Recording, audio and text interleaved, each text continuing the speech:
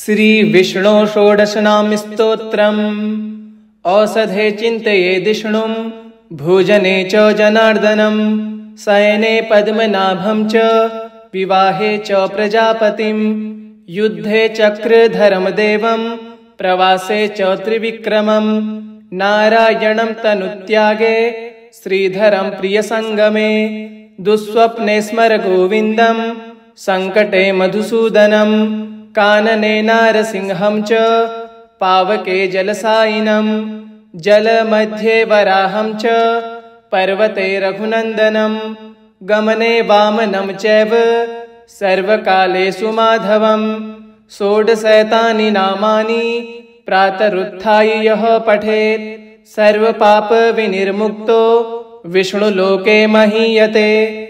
औषधे चिन्तयेदिष्णुं भोजने च जनार्दनं शयने पद्मनाभं च विवाहे च प्रजापतिं युद्धे चक्रधरमदेवं प्रवासे च त्रिविक्रमं नारायणं तनुत्यागे श्रीधरं प्रियसङ्गमे दुःस्वप्ने स्मर गोविन्दं सङ्कटे मधुसूदनं कानने नारसिंहं च पावके जलसायिनं जलमध्ये वराहं च पर्वते रघुनन्दनं गमने वामनं चैव सर्वकालेषु माधवं षोडशैतानि नामानि प्रातरुत्थाय यः पठेत् सर्वपापविनिर्मुक्तो विष्णुलोके महीयते।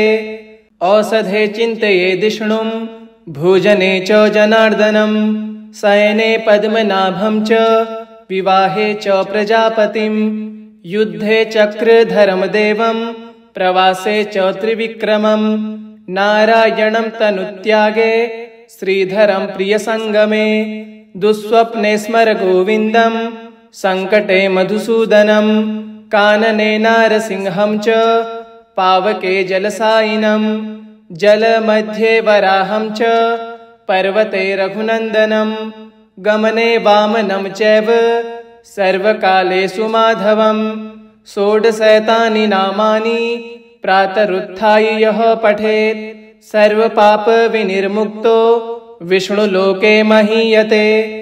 औषधे चिन्तयेदिष्णुं भोजने च जनार्दनं शयने पद्मनाभं च विवाहे च प्रजापतिं युद्धे चक्रधरमदेवं प्रवासे च त्रिविक्रमं नारायणं तनुत्यागे श्रीधरं प्रियसङ्गमे दुःस्वप्ने स्मर गोविन्दं सङ्कटे मधुसूदनं कानने नारसिंहं च पावके जलसायिनं जलमध्ये वराहं च पर्वते रघुनन्दनं गमने वामनं चैव सर्वकालेषु माधवं षोडशैतानि नामानि प्रातरुत्थाय यः पठेत् सर्वपापविनिर्मुक्तो विष्णुलोके महीयते।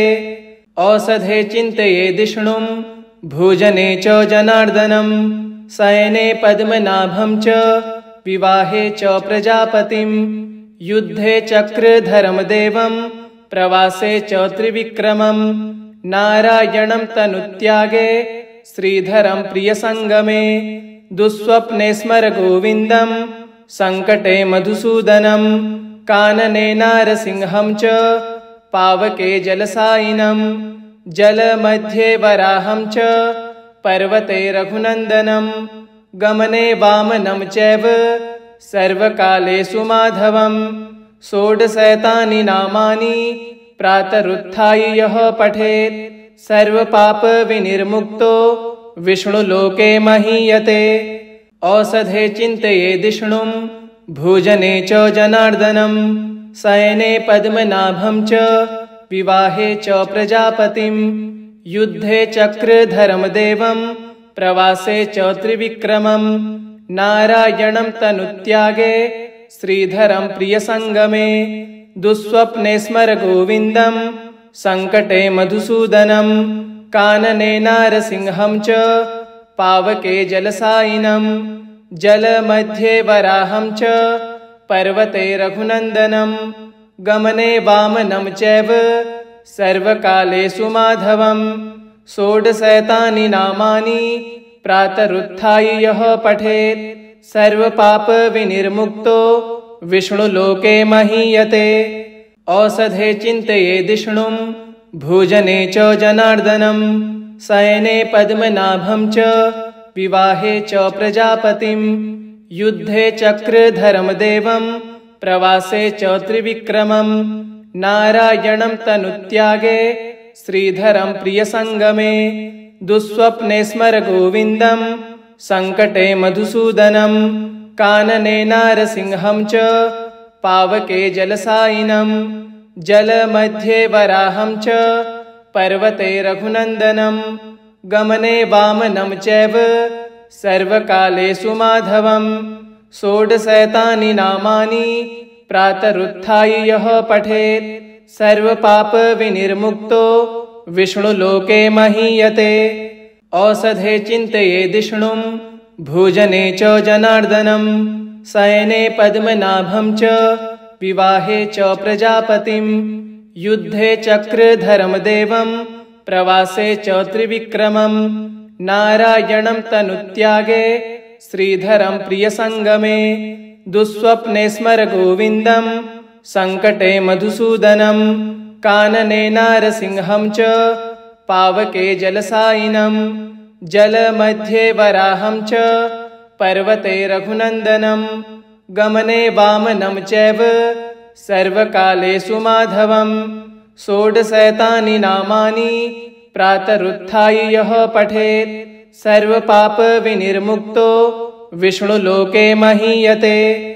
औषधे चिन्तयेदिष्णुं भोजने च जनार्दनं शयने पद्मनाभं च विवाहे च प्रजापतिं युद्धे चक्रधर्मदेवं प्रवासे च त्रिविक्रमं नारायणं तनुत्यागे श्रीधरं प्रियसङ्गमे दुःस्वप्ने स्मर गोविन्दं सङ्कटे मधुसूदनं कानने नारसिंहं च पावके जलसायिनं जलमध्ये वराहं च पर्वते रघुनन्दनं गमने वामनं चैव सर्वकालेषु माधवं।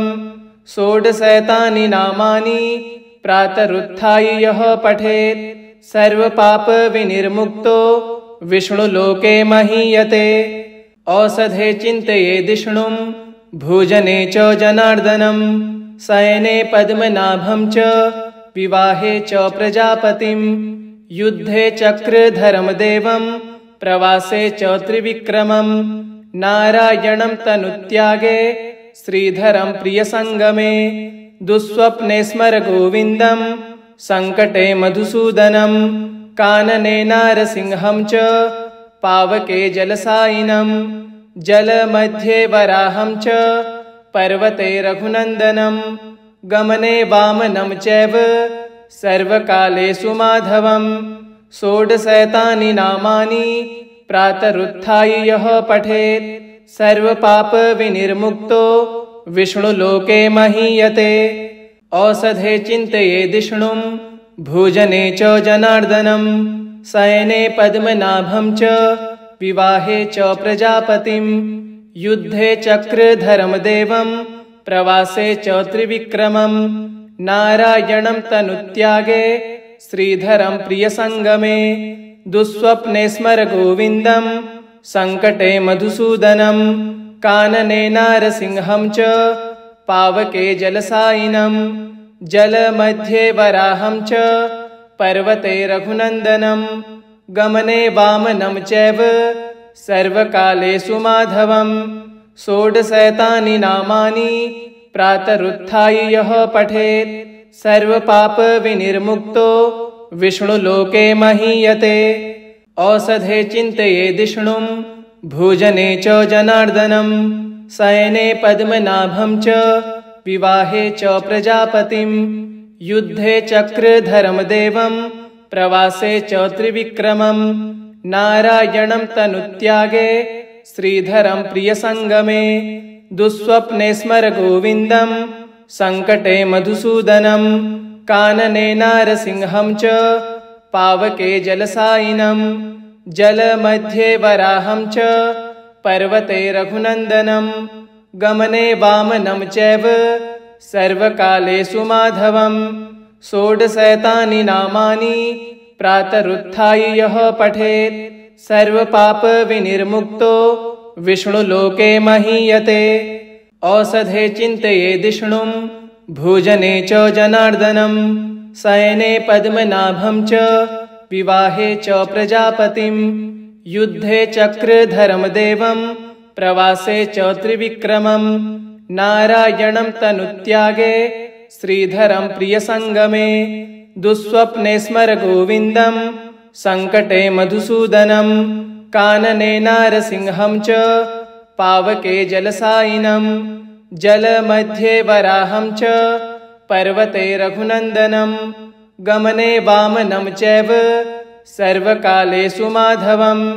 षोडशैतानि नामानि प्रातरुत्थाय यः पठेत् सर्वपापविनिर्मुक्तो विष्णुलोके महीयते। औषधे चिन्तयेदिष्णुं भोजने च जनार्दनं शयने पद्मनाभं च विवाहे च प्रजापतिं युद्धे चक्रधरमदेवं प्रवासे च त्रिविक्रमं नारायणं तनुत्यागे श्रीधरं प्रियसङ्गमे दुःस्वप्ने स्मर गोविन्दं सङ्कटे मधुसूदनं कानने नारसिंहं च पावके जलसायिनं जलमध्ये वराहं च पर्वते रघुनन्दनं गमने वामनं चैव सर्वकालेषु माधवम्। षोडशैतानि नामानि प्रातरुत्थाय यः पठेत् सर्वपापविनिर्मुक्तो विष्णुलोके महीयते।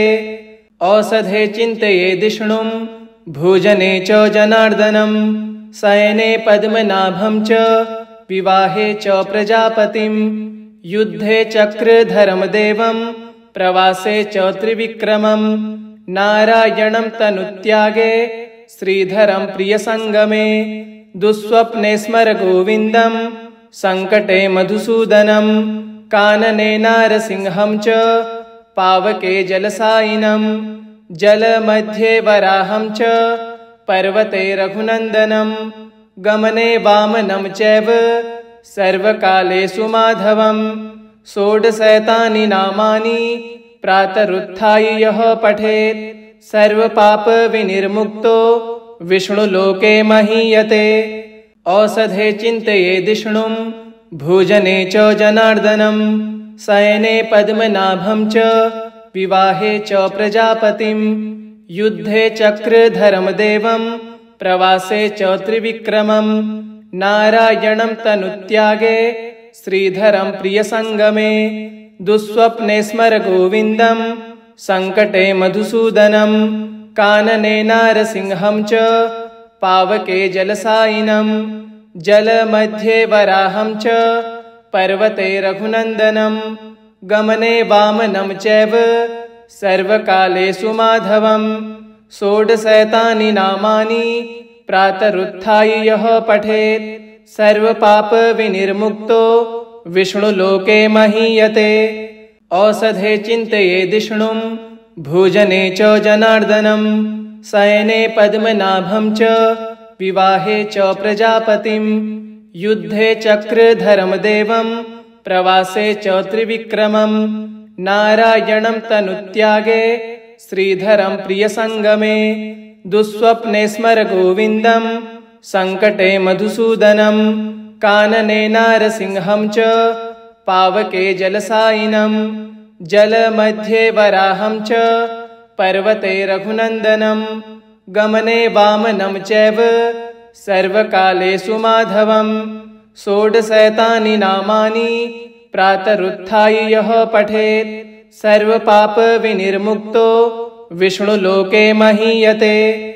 औषधे चिन्तयेदिष्णुं भोजने च जनार्दनं शयने पद्मनाभं च विवाहे च प्रजापतिं युद्धे चक्रधरमदेवं प्रवासे च त्रिविक्रमं नारायणं तनुत्यागे श्रीधरं प्रियसङ्गमे दुःस्वप्ने स्मर गोविन्दं सङ्कटे मधुसूदनं कानने नारसिंहं च पावके जलसायिनं जलमध्ये वराहं च पर्वते रघुनन्दनं गमने वामनं चैव सर्वकालेषु माधवम् षोडशैतानि नामानि प्रातरुत्थाय यः पठेत् सर्वपापविनिर्मुक्तो विष्णुलोके महीयते।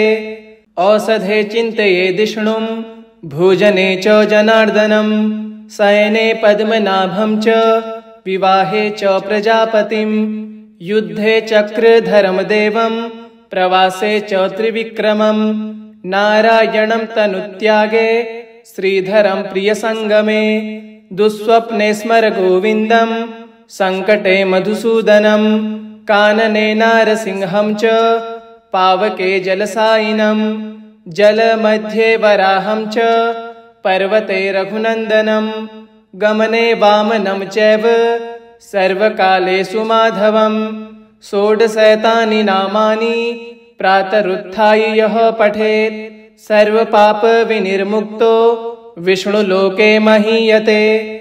औषधे चिन्तयेदिष्णुं भोजने च जनार्दनं शयने पद्मनाभं च विवाहे च प्रजापतिं युद्धे चक्रधरमदेवं प्रवासे च त्रिविक्रमं नारायणं तनुत्यागे श्रीधरं प्रियसङ्गमे दुःस्वप्ने स्मर गोविन्दं सङ्कटे मधुसूदनं कानने नारसिंहं च पावके जलसायिनं जलमध्ये वराहं च पर्वते रघुनन्दनं गमने वामनं चैव सर्वकालेषु माधवम् षोडशैतानि नामानि प्रातरुत्थाय यः पठेत् सर्वपापविनिर्मुक्तो विष्णुलोके महीयते।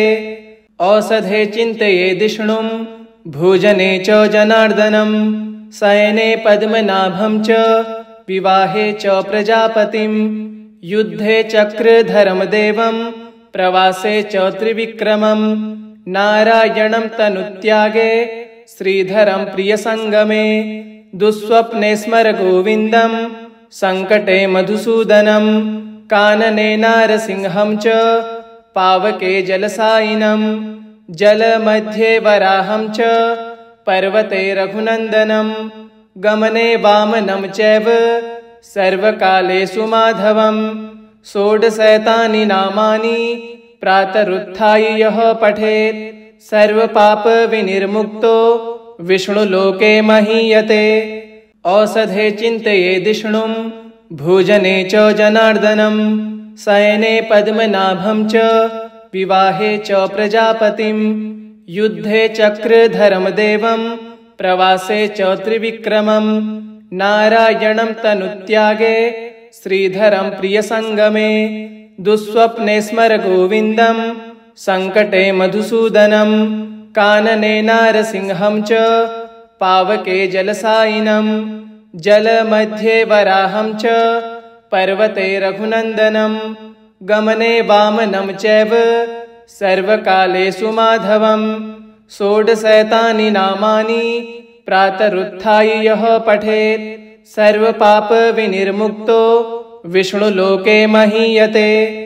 औषधे चिन्तयेदिष्णुं भोजने च जनार्दनं शयने पद्मनाभं च विवाहे च प्रजापतिं युद्धे चक्रधरमदेवं प्रवासे च त्रिविक्रमं नारायणं तनुत्यागे श्रीधरं प्रियसङ्गमे दुःस्वप्ने स्मर गोविन्दं सङ्कटे मधुसूदनं कानने नारसिंहं च पावके जलसायिनं जलमध्ये वराहं च पर्वते रघुनन्दनं गमने वामनं चैव सर्वकालेषु माधवम् षोडशैतानि नामानि प्रातरुत्थाय यः पठेत् सर्वपापविनिर्मुक्तो विष्णुलोके महीयते।